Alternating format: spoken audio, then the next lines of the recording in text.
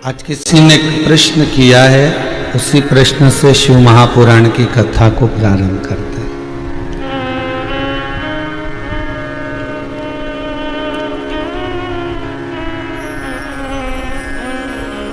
प्रश्न था पोरबंदर से, कोई भाई ने प्रश्न किया है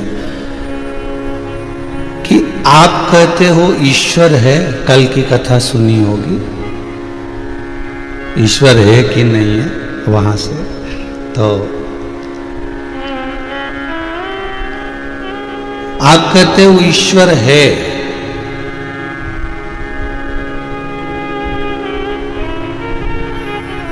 तो कहां है?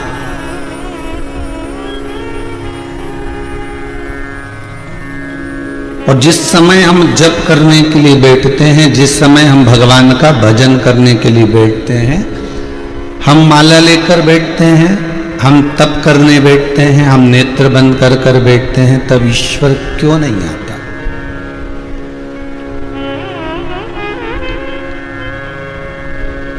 ईश्वर है हर पत्ते में, हर डाली में, हर जीव में, हर जलचर में, थलचर में, वायुचर में, हर जगह पर विराजमान।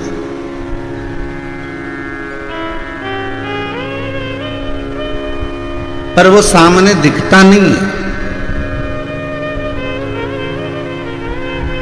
अगर दिख जाएगा तो वो सुख जीवन का मिल नहीं पाएगा जो परमात्मा को खोजने में। ट्रेन में बैठने में तो ट्रेन आई और तुम तुरंत चढ़ के बैठ गए, ये एक बात की बात है, पर ट्रेन का इंतजार करना और उसके लिए बाट जोना, थोड़ी देर खड़े तो रहो, इंतजार तो करो कि ट्रेन आएगी और फिर हम बैठेंगे, और तैयारी में बार बार प्लेटफॉर्म पर जाना, बार बार आगे बढ़कर देखना। एक ट्रेन आती हुई दिखी तो कहा यही आ रही है, फिर लगा कि ये तो मालगाड़ी थी, फिर निकल गई, फिर दूसरी ट्रेन, फिर घंटी बजी, फिर अनाउंस हुआ कि अब आने वाली है, और उत्सुकता बढ़ गई और उमंग बढ़ गई। फिर बैग भी तैयार कर लिया गया, फिर झोला बैग सब तैयार कर कर कि बस आने वाली है, अब अनाउंस हो गया।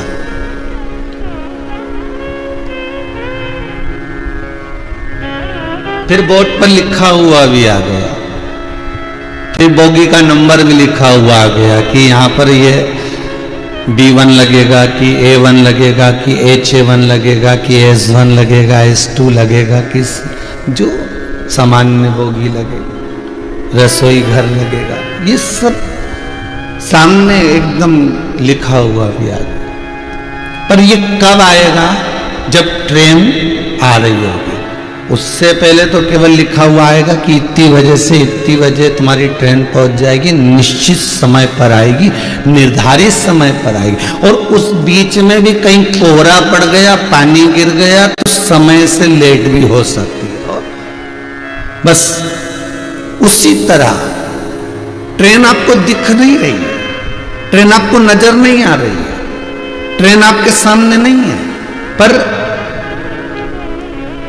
बार बार कहा जाता है कि आ रही है, समय पर है, फिर कहीं कोहरा पड़ गया, कहीं पानी पड़ गया तो समय से लेट, फिर भी आप इंतजार कर रहे, लेट हो गई ना, आएगी तो सही, आधा घंटा लेट चल रही है।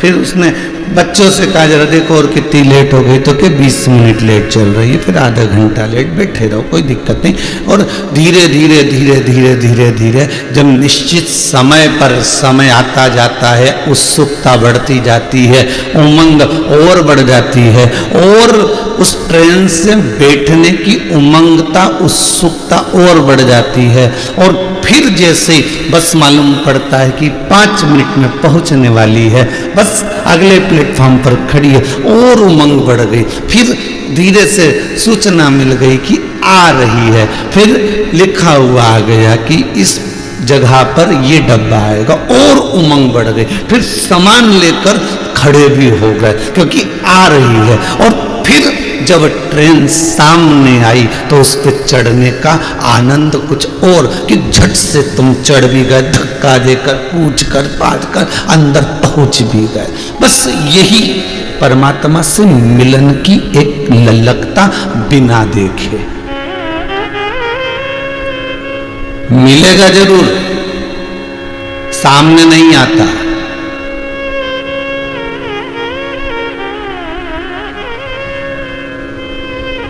उस परमात्मा को देखकर तो आज के जमाने में एग्जाम होता है, ये परीक्षा होती है तो कौन सी कॉपी सामने रख दी जाती है कि इसमें से देख के लिख लो।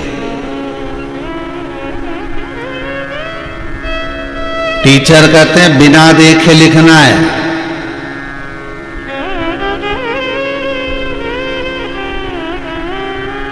कितना है तो कि हमने तो याद तो करो, याद कर कर रखोगे तभी बिना देखे लिखा जा सकता है। और जब बिना देखे लिखोगे तभी रिजल्ट हाथ में आएगा और पास का रिजल्ट आएगा। और देख के लिख दिया तो जो टीचर है वो भी कॉपी पर लिख देगा, चीटर है तो इसने बस केवल लिख लिया नकल कर कर।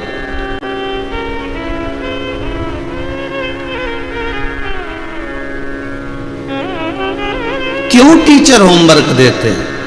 क्यों टीचर कहते हैं कि घर जाकर याद करो? क्योंकि याद करोगे,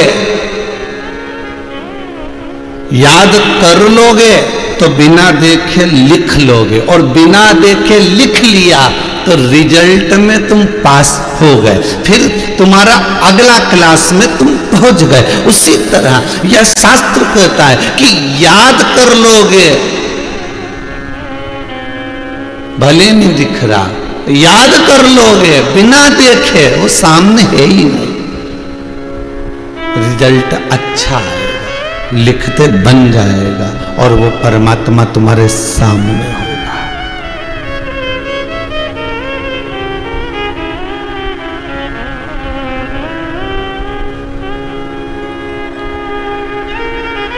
वो परमात्मा तुम्हारे सामने होगा।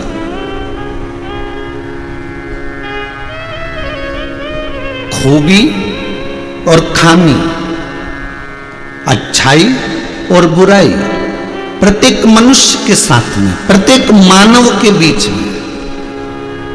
आप जितने लोग टीवी चैनल के माध्यम से, आस्था चैनल के माध्यम से कथा सुन रहे हो, चाहे मोबाइल पर, फेसबुक, यूट्यूब पर कथा सुन रहे हो, जिस माध्यम से आप कथा सुन रहे हो, चाहे हम होंगे चाहे आप हो गए, हर व्यक्ति को भगवान ने खूबी और खामी देखने के लिए नेत्र दिए। हर व्यक्ति को अच्छा और बुरा देखने के लिए नेत्र दिए। अब उन नेत्रों से आप, अगर आपके भीतर खूबी होगी तो आप खूबी ढूंढ लोगे, और आपके भीतर खामी होगी तो आप खामी ढूंढ लोगे। आपके भीतर अच्छाई होगी तो अच्छाई ढूंढ लोगे, आपके भीतर बुराई होगी तो आप बुराई ढूंढ लोगे। जब माता पार्वती जी का जन्म हुआ, माता पार्वती जब मैनावती की गोद में आकर विराजमान हुई हिमालय राज के यहाँ, तो देव ऋषि नारद ने आकर कितनी कितनी बातें कह दी महाराज। और हर बात में एक ही बात कहते थे, भस्मीदारी मिलेगा, जटा जूट बांधने वाला मिलेगा, मृगछाला पहनने वाला मिलेगा, बड़े बड़े जटा बाल होंगे ऐसा मिलेगा। पार्वती मैया सुनती रही, तो मैनावती ने कहा मैं अपनी बेटी का विवाह नहीं करूंगी, ऐसा छोरा मिलेगा तो काय को अपनी बेटी की भाग फोड़ूंगा? क्यों अपनी बेटी की किस्मत फोड़ूंगा? इतने में देव ऋषि नारद ने कह दिया, अगर ये सब चीज अगर शंकर जी में है, जटा भी बड़ी है, बाल भी बड़े हैं, मृगचर्म भी पहने हैं, मृगशाला भी पहने हैं, बाघंबर भी है, सब कुछ अगर उसके पास में है तो देख सकती है पार्वती। पार्वती मैनावती की गोद में पड़ी हुई माता पार्वती जो गोद में सो रही थी, जन्म ली हुई पार्वती जन्म से ही खामी नहीं ढूंढी, जन्म से उसने खूबी ढूंढी।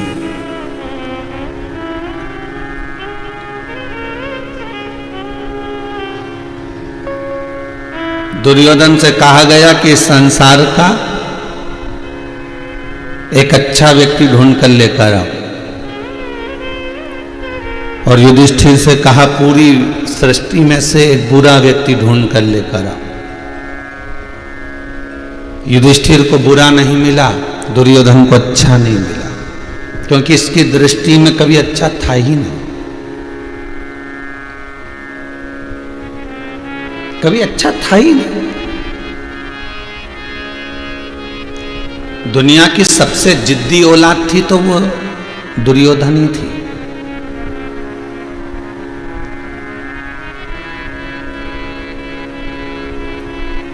धृतराष्ट्र गांधारी के पास में बैठकर मेरे द्वारका नाथ कहते हैं कि 5 गांव का राज दे दो। धृतराष्ट्र और गांधारी कहते हैं ठीक है हम मंजूर करते हैं 5 राज का गांव।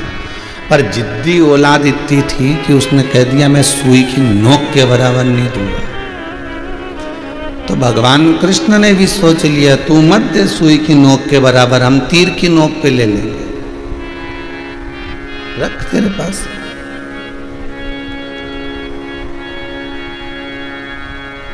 तो अपने पास में रख, सुई की नोक भी रख ले, हम तो तीर की नोक पे लेंगे। अब देखेंगे कि तू देता है कि नहीं देता है, ये हमें सीखना है। रख लो।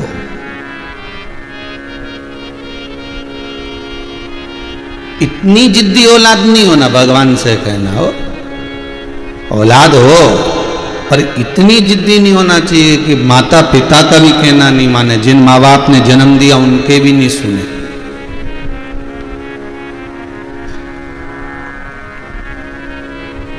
इतना जिदपन किस काम का? महाराज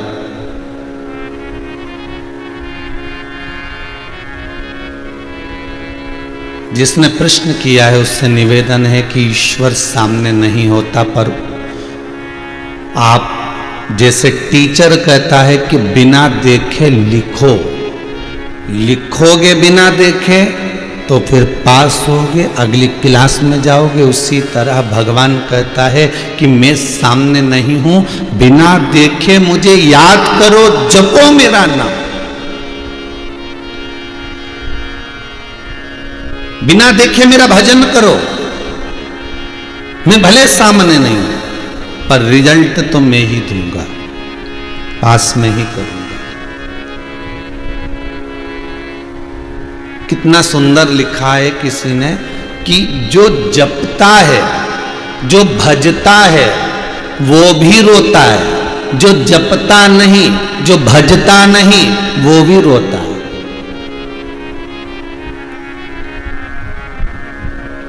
जो भजन नहीं कर रहा वो भी रो रहा है, जो जप नहीं कर रहा वो भी रो रहा है, और जो जप कर रहा है, जो भजन कर रहा है वो भी रो रहा है। तो किसी ने पूछा ये दोनों क्यों रो रहे हैं? एक भजन करने वाला भी रो रहा है, जप करने वाला भी रो रहा है, साधना करने वाला भी रो रहा है, मंत्र जपने वाला भी रो रहा है, और एक मंत्र नहीं जपने वाला, साधना नहीं करने वाला, भजन नहीं करने वाला भी रो रहा है। इन दोनों के रोने का कारण क्या है? तो शिव महापुराण की कथा कहती है, विद्येश्वर संहिता कहती है कि दोनों के रोने में अंतर है। तब साधना करने वाला, भजन करने वाला इसलिए रो रहा है कि मेरी इतनी उम्र गवा दी मैंने और अब तप करने बैठा हूं, अगर और भजन कर लेता और तप कर लेता, इतना समय मैंने क्यों गवा दिया, ये और पकड़ लेता तो शायद मेरी जिंदगी सवर जाती और वो महाकाल, वो शंकर मुझे दर्शन देकर चले जाता। इसलिए रो रहा है। साधना करने वाला इसलिए रो रहा है कि मेरा समय मैंने बर्बाद क्यों कर दिया, मैंने बाकी का समय क्यों गवा दिया।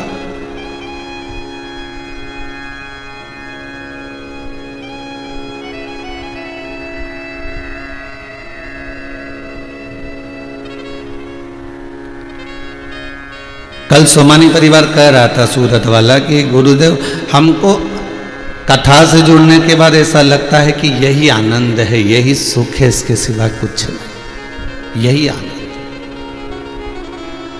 और जब जागे जब सवेरा है। तप करने वाला इसलिए रो रहा है, साधना करने वाला इसलिए रो रहा है, भजन करने वाला इसलिए रो रहा है कि मैंने देरी क्यों कर दी, क्यों मैं अभी इतना लेट हो गया, मैं क्यों।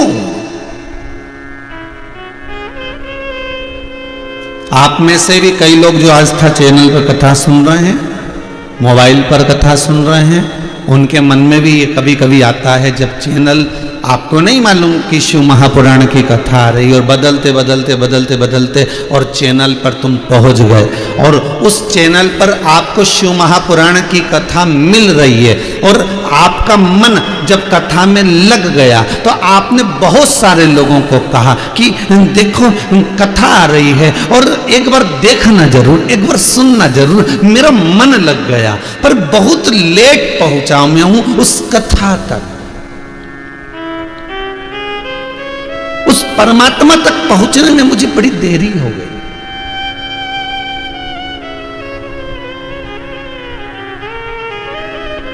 यदि मैं और तप कर लेता, यदि मैं और भजन कर लेता, यदि मैं और साधना कर लेता तो मेरा देव आदिदेव महादेव मेरे सामने होता, हर पल हर घड़ी हर क्षण वो मेरे सम्मुख होता।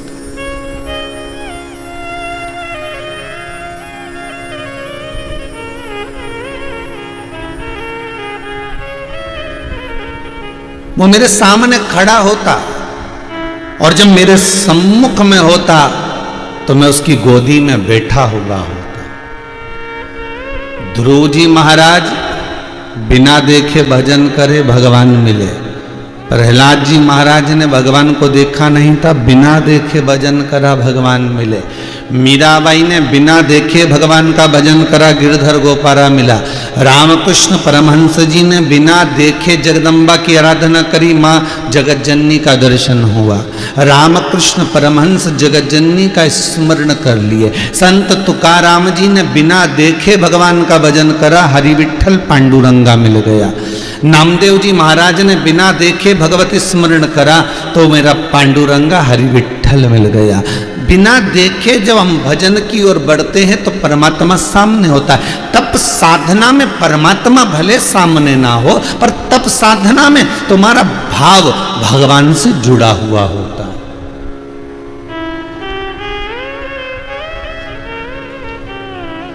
तप करने वाला भी रो रहा है, तप करने वाला रो रहा है, भजन करने वाला रो रहा है। इसलिए रो रहा है कि परमात्मा ने इतनी देरी क्यों कर दी, मेरे मिलन में इतनी देरी क्यों हो गई।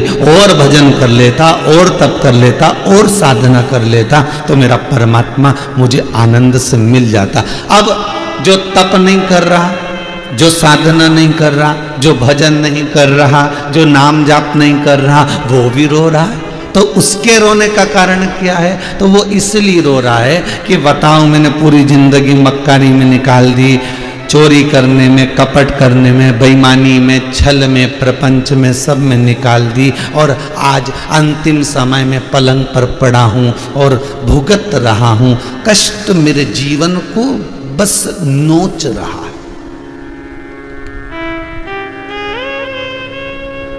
अरे भाई, मरते समय 4 बांस 40 कंडे तो कोई भी दे देगा। अभी कोरोना महामारी में इतने मरे, जिनके रिश्तेदार भी नहीं गए तो भी लोगों ने 4 बांस और 40 कंडे तो दिए। जलाया तो सही, आग तो लगाई।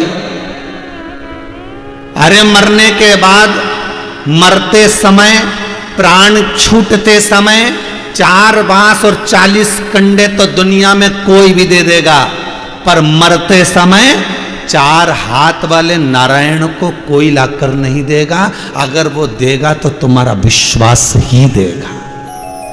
4 बांस तो कोई भी ले आएगा। जैसे ही मोहल्ले में कोई मरता है तो मोहल्ले के लोगों को कहा नहीं जाता कि भाई बांस लेने जाओ, कि कंडा लेने जाओ। वो तो मोहल्ले के लोग गए और बांस खरीद के लिया, कपड़ा खरीद। उनको तो मालूम है कि कितना लाना है। वहां तो कपड़े वाले की दुकान पे जाके कहना भी नहीं पड़ता साहब कि इतना दो, कि हाइट छोटी है कि बड़ी। वो तो उसको नपा नपाया है कि बस इतना ही देना है।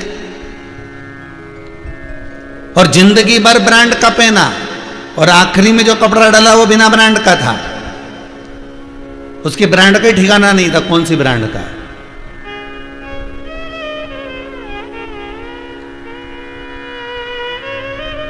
मोहल्ले के लोगों को कहा नहीं जाता कि तुम बांस खरीद के लाओ, कि तुम कंडे खरीद कर लाओ, कि तुम ये वस्त्र कहना नहीं पड़ता। ये 4 बांस 40 कंडे तो मरते ही तुमको कोई ना कोई दे देगा, पर मरते समय पर 4 हाथ वाला नारायण तुमको कोई नहीं देगा, उसको तो तुम्हें लाना पड़ेगा। अंतिम समय में उसको तुम्हें खड़ा करना है। तुम जो दान कर रहे हो, तुम जो पुण्य कर रहे हो, तुम जो सत्कर्म कर रहे हो, जो तुम भजन कर रहे हो, जो तुम बैसाख महीने में जल का दान, अन्न का दान आदि जो तुम दान करने में लगे हो, जो तुम शंकर के अनुमोदन में लगे हो, जो तुम शिव महापुराण की कथा का रसतत्व ग्रहण करने में लगे हो, जो तुम शंकर की कथा को सुनने में लगे हो, ये मरते समय पर ये 4 हाथ वाला नारायण तुम्हारे सामने खड़ा होगा। कहते हैं जब शंकर के भगत के प्राण छूटते हैं उस समय पर 33 कोटि देवता ये देखने के लिए खड़े होते हैं कि मेरा कैलाश अधिपति शंभु उस जीवात्मा को नंदी पर बिठाकर खुद पैदल कैलाश पर जाता है। प्रतिदिन मेरा शंकर नंदी पर पार्वती को बिठाकर खुद घूमने जाता है, पर जब शंकर का भगत, मेरे कालों का काल महाकाल का भक्त, जब काशी विश्वनाथ शंभु का भक्त, जब ओंकारेश्वर सोमेश्वर केदारेश्वर का भक्त अपने प्राणों को जब त्यागता है तो 33 कोटि देवता, जैसे मोहल्ले में कोई मर जाए तो मोहल्ले के लोग खिड़की में से झांक कर देखते हैं, उसी तरह 33 कोटि देवता ये देखते हैं कि शंकर का भगत जा रहा है और मेरा विश्वनाथ नंदी पे से नीचे कूदकर नंदी को पकड़कर उसके रस्सी को खुद पकड़कर और वो जीव आत्मा को नंदी पर बिठाकर लेकर जाता है। वो शंभु है, वो त्रिकालदर्शी, वो कैलाशी है। फिर निवेदन करूंगा 4 बांस 40 कंडे तो कोई भी तुमको दे देगा, पर 4 हाथ वाले नारायण को अगर बुलाना है तो शंकर की कथा में डूबना पड़ेगा, शंकर की कथा में जाना पड़ेगा, शंकर का स्मरण करना पड़ेगा। तब तुम्हारी भक्ति, तुम्हारी दृढ़ता, तुम्हारा विश्वास और तुम्हारे भीतर जब परमात्मा बैठ जाएगा तो अंतिम समय में कोई आए ना आए पर वो 4 हाथ वाला जरूर आ जाए। आए ना आए प्रभु कुटुम कबीला, अंत समय प्रभु आना पड़ेगा, वादा किया तो निभाना पड़ेगा। लोग बांस की तैयारी करेंगे, दुनिया के लोग कंडे की तैयारी करेंगे, कपड़ा लाने की तैयारी करेंगे, कहीं कुछ सामान लाने की तैयारी करेंगे। दुनिया के लोग तुम्हारे मरते समय पर सारी व्यवस्थाओं में जुट जाएंगे। उस समय पर तुम कुछ नहीं कर पाओगे। करेगा कौन? जो तुमने भजन करा, जो तुमने दान करा, जो तुमने पुण्य करा, जो तुमने सत्कर्म करा। मरते समय पर 2 लोग बहुत काम करते हैं। एक मोहल्ले के लोग लकड़ी तैयार करना, कंडा तैयार करना, अर्थी तैयार करना, सामान तैयार करना, और एक ये जीवात्मा जो तुमने दान करा, पुण्य करा, सत्कर्म करा, ये 2 लोग बहुत तैयारी करते हैं। एक मोहल्ले के लोग, एक ये आत्मा। आत्मा भी तैयारी करती है। क्या तैयारी करती है? इसने बहुत दान दिया, इसने बहुत पुण्य करा, इसने भजन करा, इसने शिव महापुराण की कथा सुनी, एक नहीं ना जाने कितनी सुनी, भले टीवी के सामने सुनी, भले मोबाइल पर सुनी, जितना समय मिलता था उतनी सुनी, पर कथा तो सुनी। तब ये आत्मा उस नारायण से कहती है कि सामने आ जाओ, इसके प्राण छूट रहे हैं। वो 4 बांस की तैयारी करें और ये आत्मा 4 भुजानाथ को लाकर खड़ा कर देती है। ये आत्मा 4 हाथ वाले उस नारायण को लाकर खड़ा कर देती है कि इसकी अब प्राण जा रहे हैं और तुम्हें यहां खड़ा होना है।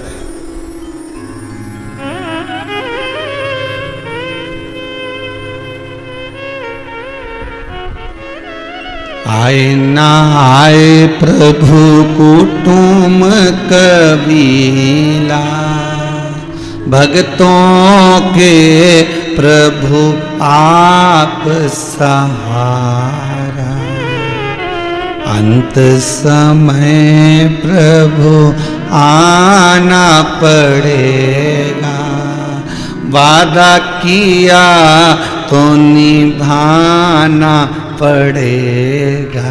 जो वचन दिया है अगर आप नहीं आओगे तो कौन निभाएगा। गीता में आप ही ने तो कहा था कि जन्म मैंने दिया है तो मृत्यु मैंने दी है, मतलब मृत्यु आपने दी है तो आप आए होगे, ये पक्का है। आए होगे तो दर्शन क्यों नहीं दिया। जब हमने सारी चीजें सम्मुख रख दी है फिर सामने तो आना पड़ेगा।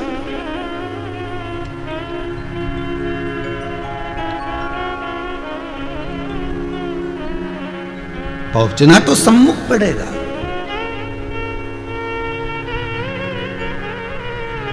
हमें लगता है पापी व्यक्ति बड़ा सुखी होता है, हमें लगता है पुण्य करने वाला, भजन करने वाला, दान करने वाला, सत्कर्म करने वाला बड़ा दुखी होता है। कई लोग कहते हैं हमारी अम्मा तो खूब भगवान का भजन करती थी, हमारी माता जी तो खूब शिव जी का नाम लेती थी, हमारा भगवान का तो हम खूब भजन करते थे, उसके बाद भी भगवान ने ऐसा दुख क्यों दिया। उसका कारण होगा, एक झोली में फूल भरे हैं, एक झोली में कांटे, तेरे बस में कुछ भी नहीं, वो बांटने वाला बांटे। कोई कारण हो सकता है। सांप भी डस ले तो मिल जाए किसी को जीवन दान, और एक चींटी के कांटे से मिट जाए नाम और निशान। कोई कारण हो सकता है। धन का बिस्तर मिल जाए पर नींद को तरसे नैन, और कांटों पर भी सोकर आए किसी के मन को चैन। कोई कारण होगा। डनलप का गद्दा लगा है, एसी का रूम है, खूब नौकर चाकर सब लगे हैं, और पीने के लिए दूध एक गिलास भर कर रखा है, ड्राई फ्रूट्स भी रखा है, सब कुछ है कमरे के अंतर्गत, सब कुछ रखा है, सारा सुख है, पर नींद कहां से लेकर आओ। सुख वस्तु का बहुत है पर नींद कहां से लाओगे। और एक व्यक्ति जिसके पास कुछ भी नहीं है, दिन भर ठेला ढकाता है, दिन भर मजदूरी करता है, और ओटले पर पत्थर पर भी सोता है, बिना पलंग के, बिना गादी के, उसके बाद भी ऐसी नींद लग जाती है कि वो अलमस्त है। वो करोड़पति से ज्यादा सुखी है, क्योंकि नींद उसको आ रही है और चैन की आ रही है।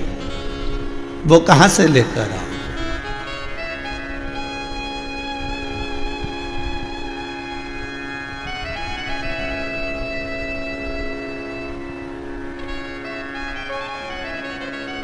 वो कहां मिलेगी। ऋषि नारद ने कहा अब ये संसार मुझसे देखा नहीं जाता।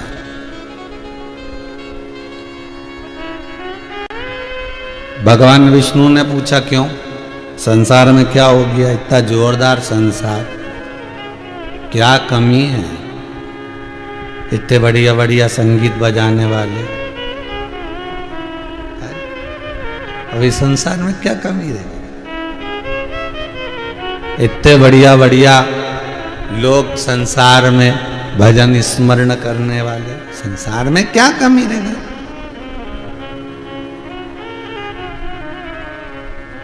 कमी है क्या संसार में। देव ऋषि नारद बोले मेरा मन नहीं लगता अब ये संसार को देखकर, इसमें क्या उल्टा उल्टा हो रहा है। जो भजन करता है, जो दान करता है, जो पुण्य करता है, जो सत्कर्म करता है वही दुखी होता है, और जो पाप करता है वो बड़ा खिलखिला कर हंसता सुखी होता है। भगवान विष्णु ने पूछा तूने कुछ देखा। अब भी देख के आया हूं। क्या देखा। एक गाय दलदल में फंस गई, कीचड़ में फंस गई, फिर निकल नहीं पा रही, बहुत प्रयास कर रही है गाय। दलदल में फंसी हुई गाय, कीचड़ में फंसी हुई गाय निकलने का बहुत प्रयास कर रही है पर निकल नहीं पा रही। भगवान विष्णु बोले फिर क्या हुआ। देव ऋषि नारद बोले होना क्या था, एक चोर निकल के जा रहा था, इतना भारी चोर था कि दिन भर व्यसन में डूबा रहता था, मांसाहार, मदिरा पान, रक्त आदि करना ही सब उसका कर्म था। अच्छा, वो गया, सामने बड़ा सारा दलदल, बहुत बड़ा कीचड़, उसमें गाय डूबती जा रही है। मुझे लगा ये गाय को बचाएगा, पर ये गाय के पास में जाकर गाय के ऊपर पांव रखकर पार होकर निकल गया। कहीं दलदल में ना फंस जाए, इसलिए गाय पर पांव रखा और निकल गया, और आगे जाकर जैसे ही पहुंचा तो इसको गड़ा हुआ धन मिल गया, खूब पैसा मिल गया, खूब धन उसके पास में आ गया। अच्छा, इतने बड़े पापी को तो धन मिलना ही नहीं था, इसको तो खजाना मिलना ही नहीं था। जब इसने गौ माता पे लात रखी, मरती हुई गाय को नहीं बचाया, तो फिर इसको। अरे शिव महापुराण में शंकर भगवान माता पार्वती को कहते हैं,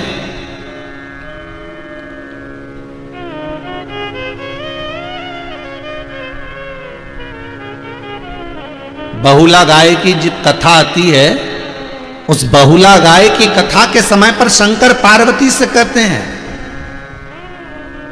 कि मरती हुई गाय को, कसाई के हाथ से कट रही गाय को अगर कोई व्यक्ति बचाकर लेकर आ जाता है, तो शिव कहते हैं पार्वती समझ लेना वो शंकर ही उसमें समाया हुआ है, शंकर कहीं दूसरा नहीं, जो मरती गाय को बचा कर लिया है वो शंकर ही है, मेरा ही एक स्वरूप है, वो मेरा एक प्रतिबिंब है, मेरा एक स्वरूप है। शंकर को कहां ढूंढोगे? शिव को ढूंढने के लिए कहीं नहीं जाना अपने को, कैलाश नहीं, हमें कहीं नहीं जाना शंकर को ढूंढने के लिए। बस अपने हृदय में शिव कब आएगा? आप किसी भूखे को भोजन कराते हुए देखो, आप किसी निर्धन को देखो और उसको कोई सहयोग प्रदान कर रहा हो, कोई गाय भूख से बिलख रही हो, कोई गाय पानी के प्यास से बिलख रही हो, कोई उसे पानी पिला रहा हो, कोई भोजन करा रहा हो, कोई सत्कर्म कर रहा हो, कोई पुण्य कर रहा हो, ऐसे व्यक्ति का जब सुबेरे सुबेरे तुम दर्शन कर लो तो समझ लेना कि वो शंकर ही है, वो कोई दूसरा नहीं हो सकता, वो शिव ही। पर बिना दिखावे के, बिना दिखावे के, अगर वो भोजन करा रहा है तो बिना दिखावे के, अगर वो गाय को जल पिला रहा है बिना दिखावे के, भोजन करा रहा है बिना दिखावे के, हो उसमें दिखावा नहीं है।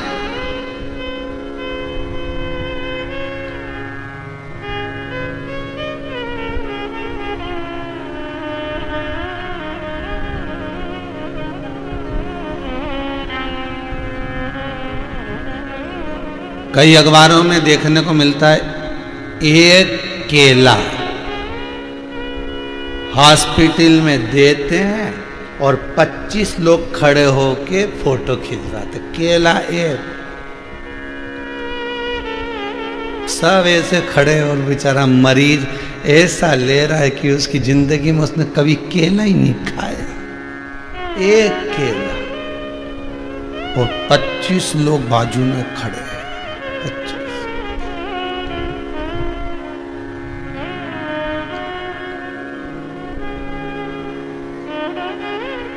कोई एक व्यक्ति बड़ा खुश होके आया था अभी कुछ दिन पहले और कह रहा था अभी हम वृद्धाश्रम गए थे। अच्छा, अरे बेचारे इतने बूढ़े बूढ़े लोग बेचारे ऐसे, हम तो घर से मालूम पूरी सब्जी बना के ले गए थे, अमरस बना के ले गए थे आम का। अच्छा, हमने जब पूरी सब्जी अमरस खिलाया बेचारे ऐसे खाए, उनने जिंदगी में ऐसा लग रहा था बहुत दिन के भूखे होंगे।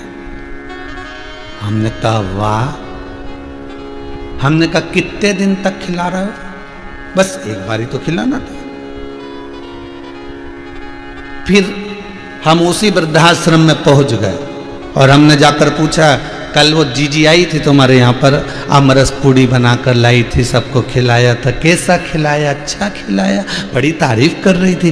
तो इतने में वहाँ के वो बूढ़े लोग बोले काय का खिलाया, अमरस तो इतना सा लाई थी, इतना सा दे के चली गई, छोटा वाला डिस्पोजल में। और हमने कहा दूसरी बार दे दो, तो क्या कोई अमरस है?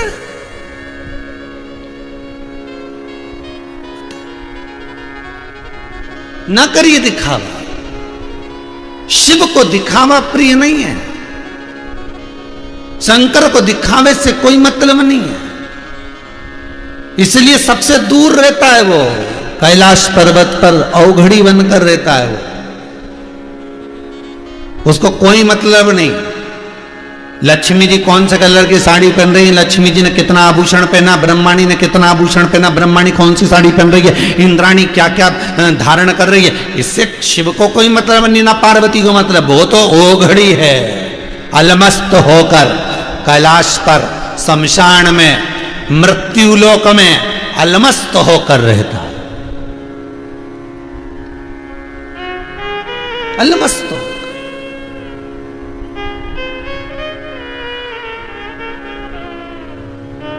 किसी ने पार्वती जी से पूछा, पृथ्वी पर तुम्हारी पूजन होती है और तुम 9 दिन तक नवरात्र में जब तुम्हारी आराधना होती है, तुम्हें लोग सजाते हैं, मूर्ति बिठाते हैं, कितना सुंदर सुंदर श्रृंगार करते हैं, ऐसा रोज क्यों नहीं करते? पार्वती जी बोली, मैं मृत्यु लोक में रहती हूँ। लक्ष्मी जी तुम सजी धजी रोज रहती हो, वैकुंठ में लक्ष्मी का कभी भी दर्शन करना, हमेशा सजी धजी मिलेगी, मुकुट मुकुट पहना हुआ, बढ़िया पगड़ी तगड़ी सब बांधा हुआ, न माला मला सब। पर पार्वती जी कहती है मैं मृत्यु लोक में रहती हूँ, और मृत्यु लोक में रहने वाली एक एक माताओं से तो पूछो, जब वो कहीं पार्टी में जाती है तभी अच्छी साड़ी पहनती है, जब वो शादी में जाती है तभी अच्छे श्रृंगार करती है, जब घर में रहती है तो जानते हो आप सभी जितने लोग सुन रहे हो वो तो सब जानते हो, घर में रहती है तो घर के हिसाब से रहे। तो पार्वती जी बोलती हैं कि मैं जब तक मृत्यु लोक में रहती हूं, घर परिवार में नातों में रिश्तों में रहती हूं, अपने हिसाब से रहती हूं। पर नवरात्रि में पार्वती जी कहती है मैं भी थोड़ा श्रृंगार कर लेती हूं, लोग मेरे को भाव से श्रृंगारित कर देते।